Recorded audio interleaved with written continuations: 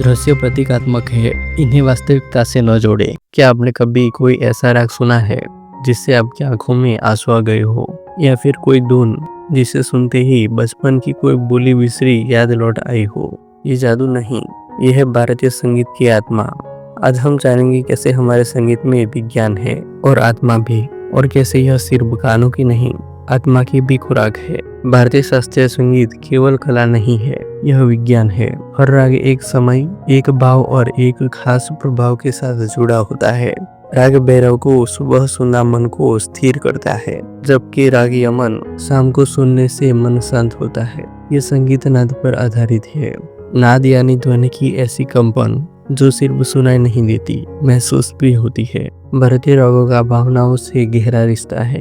राग दरबारी गहराई और गंभीरता का एहसास कराता है, तो राग देश उमंग और उल्लास से भर देता है।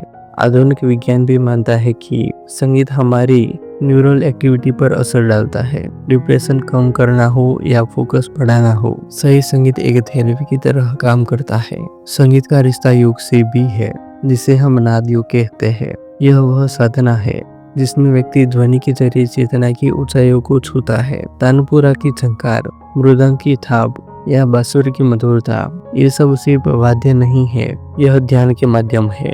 पश्चिमी संगीत स्केल्स और हारमोनी पर आधारित होता है, जबकि भारतीय संगीत राग और भाव पर। वहाँ एक ही गाना हर बार एक जैसा बजता है, लेकिन हमारे यहाँ हर प्रस्तुति नई होती है, क्योंकि हर कलाकार उसमें अपनी आत्मा भरता है। भारतीय संगीत जीवंत होता है और यही इसे अद्वितीय बनाता है।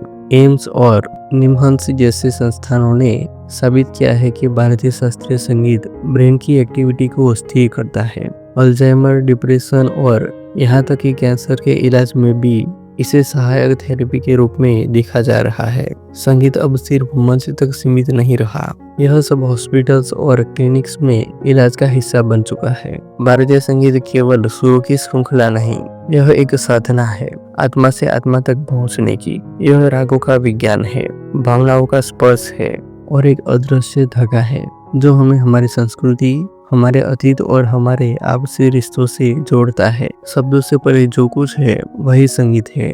आपसे फिर मुलाकात होगी एक नई धुन, एक नई बात के साथ। तब तक सुनते रहिए, जीते रहिए।